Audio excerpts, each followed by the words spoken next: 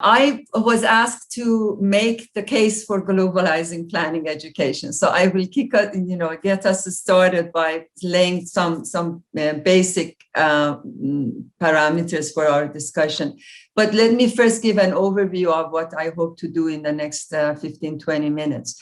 First, I will share with you a story, and that draws from my book. But I will share a story of a revitalization of a Rust Belt town in Illinois, and then 5 or 10 minutes about that, I will focus on the following themes. Why do we need to globalize planning education? How do we need to globalize planning education? And then for answering those questions, I will draw from the guiding principles that the GPAIC task force, as Leslie mentioned, created. So I will share those with you before I close my talks with a note on pedagogy. So for the story I will share with you on revitalization of a small town in Illinois, I draw from my book, Global Heartland. And this town, Beerstown, Illinois, which I studied is the subject of the book, is really the prototype of what we have described as Trumplands. The hurting parts, small towns, hurting parts of US that have been overlooked or maybe misunderstood by both politicians and academics. And I try to understand the dynamics of this kind of globalization and revitalization in the context of these small towns, that much of our knowledge is usually focused on global cities, metropolitan areas. And the more we shed light on one spotlight, we know that we get to know that points very well, but we create a darkness around it that we can't see. And I believe these smaller towns are that kind of circle of darkness that we know very little of or about and theorize little. So that was the focus of it. So let me introduce the story of Beerstown. It's a town of 6,000 people. Its history is that it was a sundown town, meaning that they wanted to have the workers, African-American workers that were coming north from south, but they didn't want to have them as their neighbors or as their classmates of their children. So they could work, but by sunset, they had to leave. And this is not a distant history I'm talking about. As of 1995, this was one of the Klan meetings that happened next to Beerstown. Also within Beerstown, there was a Klan march in 1996. So that is with that keep that history in mind. But also an important thing to know about this town as part of Rust Belt is that it was a hub of industries, very strong industrial town, but lost its industries, as did the other towns in Rust Belt. By 1970s, they started depopulating. The green line is Beerstown, depopulated, and then you see the pickup. But this depopulation of Illinois and of Beerstown, typical of Rust Belt, was addressed or changed when we see the increasing population of Latinos, predominantly Mexicans and Spanish-speaking, and by 2000, arrival of French-speaking West Africans. Later on, in the last 10 years or so, was recruitment or arrival of Puerto Ricans and African-Americans from Detroit, as well as Cubans. So this kind of arrival of new population saved Beerstown from looking like this kind of ghost towns. Adjacent and neighboring ghost towns that are boarded up are very different from downtown Beerstown, which is very lively and active. You will have houses that are refurbished, school that is brand new, and stores and very diverse population, which is quite a distinct feature of Beerstown compared to all white neighboring towns.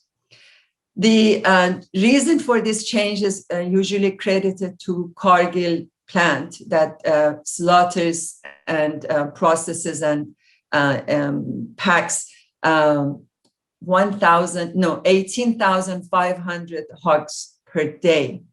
And it has about 2,000 workers And it brought down the wages of workers down when in 1986 it bought the local plant. It's the last industrial employer in town. And a lot of local people from Beerstown and the adjacent towns left these jobs because they brought the wages down. And Cargill turned to bringing in minorities and immigrant workers. Also, the credit for this saving the city what has been given to mayor, for example, that offered 20 years tax abatement to Cargill to take over the plant, as well as the government of Illinois that offered subsidies to wages for as a transitioning, as a way of enticing industries to come to choose these small towns as their location. But the local narrative of people oftentimes is resentful. They understand, what has been going on, but also they are resentful of the new immigrant workers that were recruited to Cargill. Even though Cargill brought down the wages and the local workers first left before immigrant workers were recruited, they still blame it on immigrants, and they are resentful, seeing only that they send their money home to revitalize their hometowns. So that's the dominant narrative.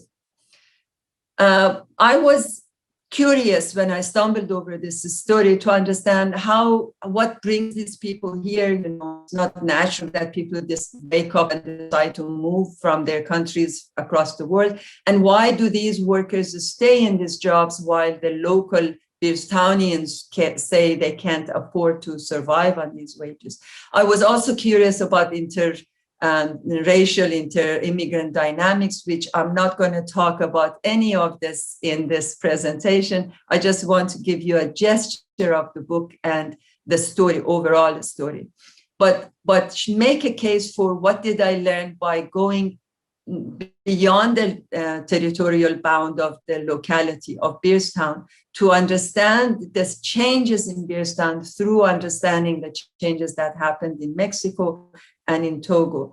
These are the two communities of origin that majority of the immigrant workers in Beerstown come from. So I traveled with a Mexican worker to Michoacan, and I traveled with a Togolese worker to Togo to answer some of those questions. Mrs. and Mr. Fernandez, for example, I met with them. They have two of their sons working in Beerstown plant.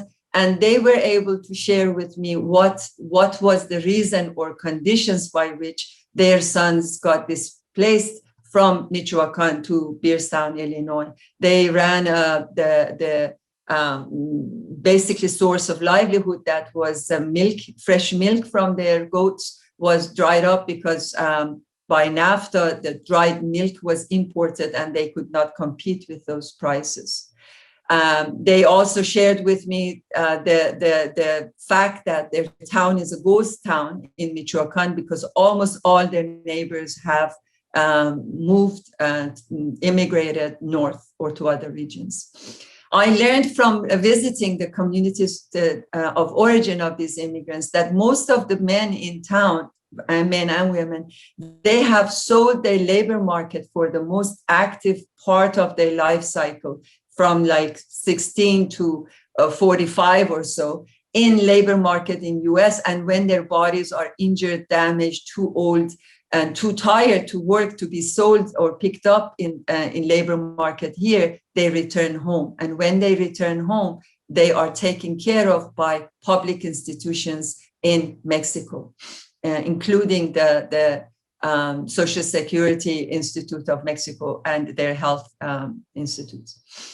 By traveling around, I also met with Togolese families of Togolese workers. For example, I learned that Akofa, her brother and sister-in-law, who left for the job in Beerstown, left their children behind for her, the sister, to take care of them and raise them so that they could live with the wages that Cargill was paying them by just paying $50 a month back home for a family to be raised. And the cost of that was a lot of these separation and the pain of children that grow up without seeing their parents grow up by other, or raised by other family members in Togo.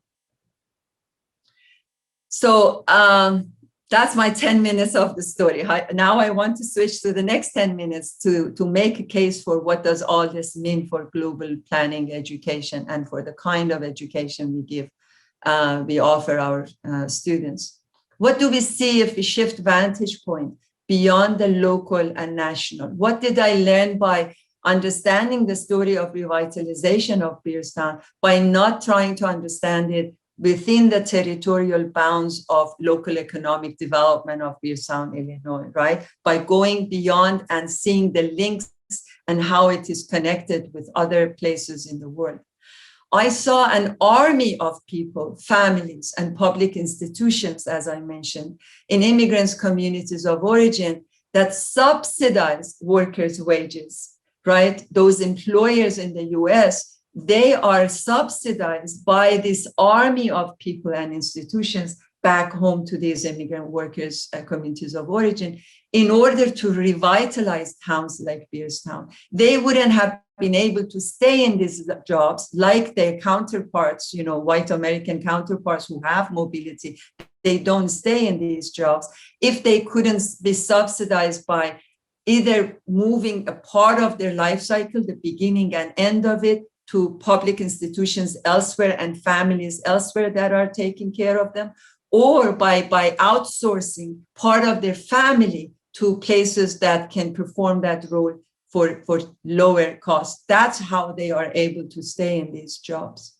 So I also found an answer to my question that why do they come here? It's not a natural thing, as I mentioned. They don't wake up and decide to move across the world for these jobs.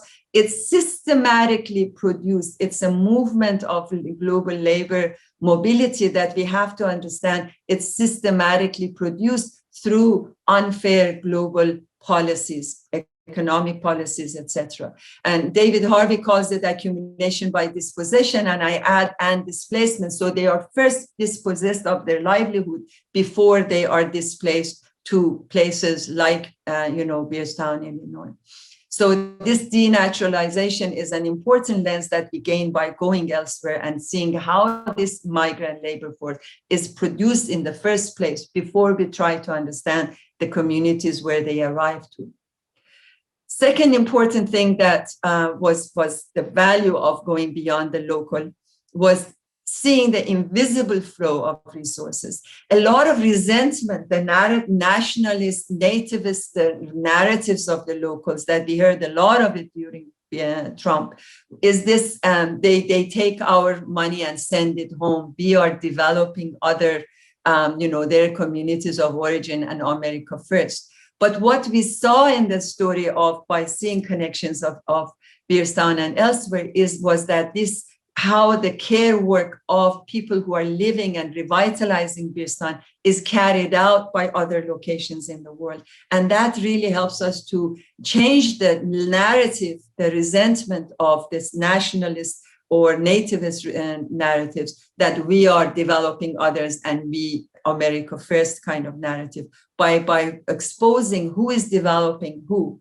how our towns are being developing by immigration and therefore an anti-immigrant pro-immigration. Okay, so I have 5 more minutes to answer the question of why do we need a global planning education? There are many arguments for that. It could be an imperial ground. We need to have a global planning education in order to dominate and expand. It could be on a pragmatic utilitarian ground. We need global planning education to stay competitive and relevant in an increasingly global world and globally connected world, right? Or it could be on the moral and ethical grounds for global justice. Unless we have global justice, we will never be able, as long as we have global inequalities, we are not going to be able to create an island of prosperity in a sea of misery and injustice and inequality. So either all of these arguments, I stress, are in self-interest that we need a global planning education in the interest of, US trained practitioners and educational institutions and planners that we train for this work. So in either case, we need it in self-interest. The latter, the moral and ethical ground, perhaps would emphasize that it would be a long-term, sustainable self-interest rather than a short-term interest being satisfied. Now, how do we need to carry out the how question? I turn to the GPEG task force document that all of these members I list here worked over 2 years to develop, and the 4 elements of that how I use this opportunity to tie it back to the story I shared with you. The task force emphasized that, of course, the advocacy for global planning education was an emphasis on the global justice dimension of it, of a sustainable, equitable world that we can create. And the 4 elements of a global planning education that is relational, basically, like if we take the case of the story I shared with you, a global planning education that relates how our domestic is related or our local development is related to the rest of the world. It's a scale bridging by going beyond just trying to understand or address local development planning at the scale of the town, but making those connections to the national policies as well as the global policies and institutions. It stresses that the kind of global planning education that could achieve a global justice that GPEG advocates needs to be context sensitive. It cannot be one size fits all. What happens in Beerstown, the kind of dynamics that emerge there that I talk about in the book in length, for example, is not necessarily going to be the same or replicable elsewhere. So we have to help our students understand that acute sense of context sensitivity, context sensitivity, English, in order to convey, right, the kind of a planning education that is globally responsible and responsive to a global justice agenda. And of course, critical. It has to be an education that is critical in the sense that it values and it helps our students to see the power dynamics. We cannot teach about global without stressing the power and always teaching them a critical education of how to expose the power dynamics in what we are teaching and in planning processes that we see around us. To close, I want to emphasize or to close with a note on pedagogy of responsibility for our times. We live in a very grim, I would say, and dangerous times. And for that, we need a global responsibility and compassion. That is really the teaching of compassion, empathy is so key to the kind of education that we can offer our students for this time where politics of hate, the racialized hatred, misogynist hatred, all sorts of hatred has been dominant.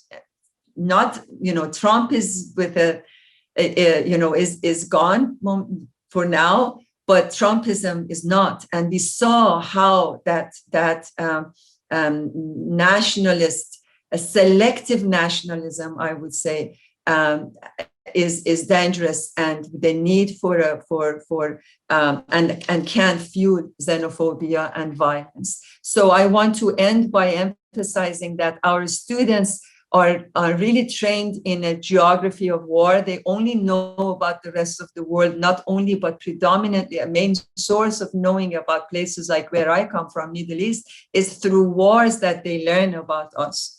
So we need to educate Americans about the world, and we need to emphasize that the seed of hatred we sow around the globe come home, and we come home to US. So colonial chickens come home to roost, and we cannot but teach our students about the links that we have, how we are implicated in what is happening there in the rest of the world, and otherwise we will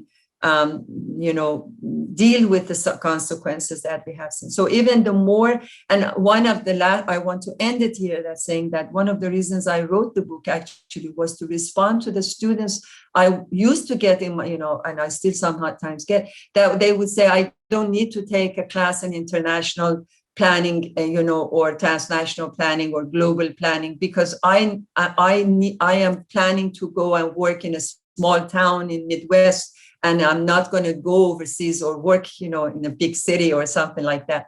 And I really wanted all the students to understand, even if they work in a very small town that seems isolated, seems to be not connected with the rest of the world, they are still thoroughly connected with the rest of the world. And there is no such a thing as local development, local economic development, or local revitalization without understanding the connections that has with beyond its territorial bounds of the locality. I hope I have made the case, and I know there are lots of details devil is in the details of how to do it, and the rest of the conversation today will shed light on that for us. Thank you so much for this opportunity. Thank you so much, Faranak. Faranak is ironically actually involved in as another, I think, keynote speaker for another conference going on right at this very moment on decolonizing pedagogies. And it's exactly the kind of conference we should all be attending at the same time. So she's going to have to leave us to go back to that conference.